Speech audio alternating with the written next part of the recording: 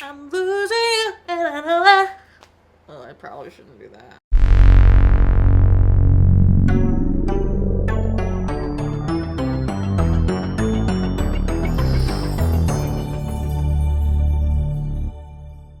Welcome back to Ever Disney Movie Ever. My name is Jess and I'm watching Ever Disney Movie Ever. Today I'm going to be talking about Texas John Slaughter, Geronimo's Revenge. Texas John Slaughter, Geronimo's Revenge is a 1960, television release that just got missed on my list somehow. Sometimes movies fall through the cracks, and so I'm doing it now, so we're having a nice little throwback this week.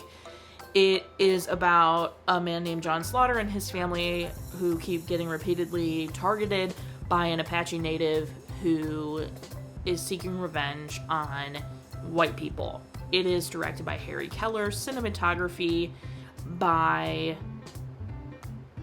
William Snyder and Edward Colman, editing by Robert Stafford and Basil Wrangell, music by Oliver Wallace, and it's written by David P. Harmon. The film stars Tom Tryon as Texas John Slaughter, Betty Lynn as Viola, Brian Corcoran as Willie, Annette Gorman as Addie, and Pat Hogan as Geronimo. This is very interestingly structured. Like, an hour of it feels very much like set up and we're still like getting into the meat of the story, which surprisingly I was not bored. I was like, oh, this is, I'm interested in like this family dynamic. I'm interested in, what's going on. And then the last 20 minutes is like when all this meat of the stuff happens. So I thought that was really interesting. I thought it was an interesting way to structure the film. I know it was probably 2 separate episodes, but I couldn't tell you where the episode break was on this one. The film opened with a song. John Slaughter was singing, not like a theme song, sorry. John Slaughter was singing to his family, which was super fun. It also was shocking to me to see that Oliver Wallace did the music for this, because Oliver Wallace, as many of you might know if you're diehard Disney fans, was like the composer for Disney from like the beginning. Like, I don't know, from the beginning. He was doing shorts and stuff. I don't think he did Snow White. He might have. Don't hold me to that. But I know he did the Cinderella score, the Dumbo score. He did a ton of television release scores. He was out here. He was booked and busy by Disney, that's for sure. Lady and the Tramp, I think he did. Peter Pan, maybe? He did a lot. The family dynamic in this is really exciting to me because they make a point to inform you that Viola is their stepmother. They never mention what happened to their actual mother. You have to assume she died because back in this time, it would be very frowned upon to get a divorce. So I'm assuming their mother died, but they never say it, and it's not seen on screen, so I'm not counting it. However, they make a point to say Viola is their stepmother, and I think it's really wonderful, like, showing that dynamic, because this is, only 10 years after Cinderella, so it was definitely still a time when, like, step-parents were evil and we hate them.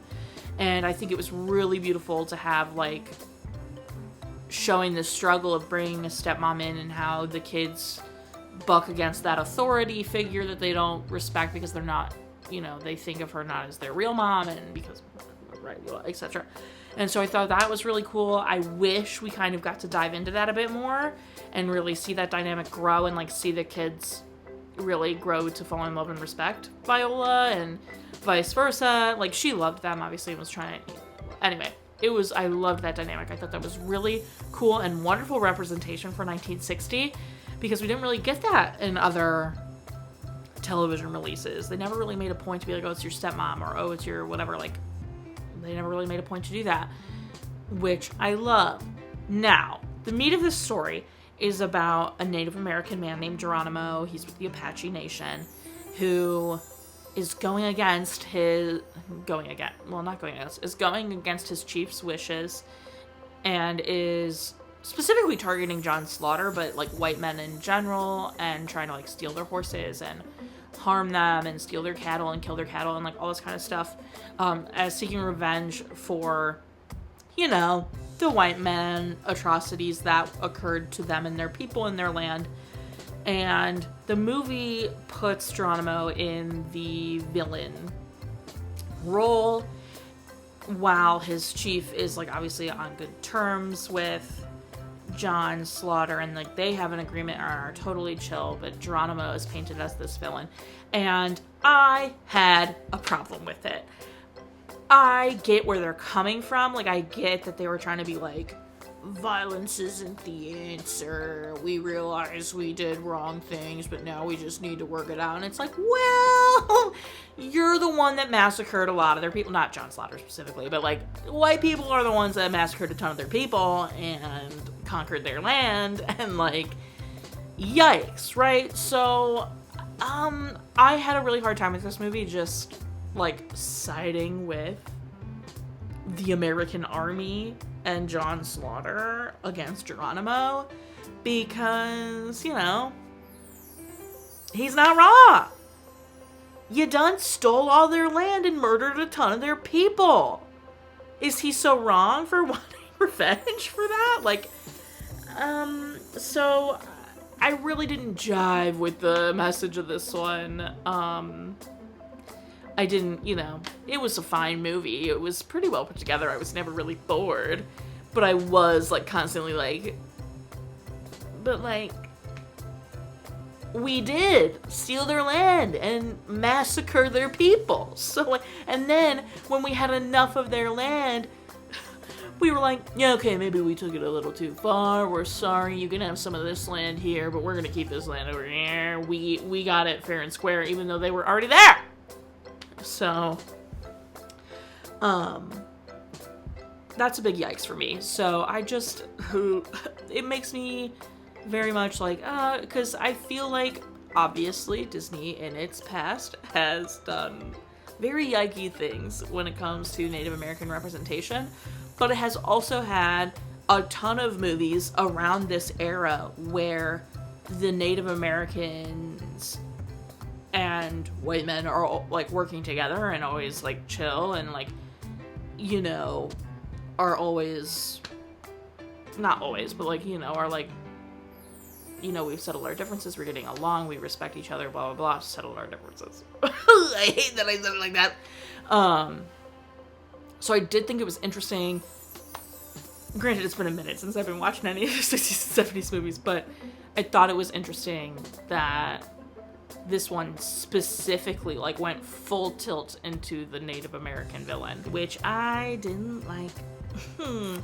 So hate that. So I'm gonna have to say I'm good. Thanks.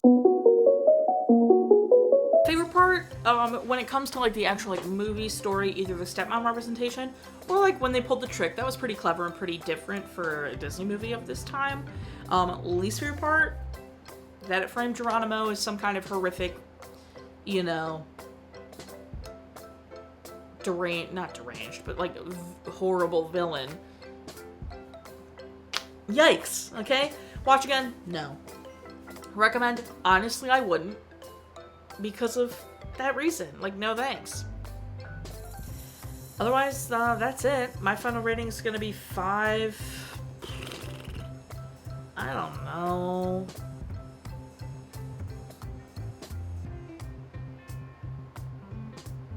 5 clock chimes?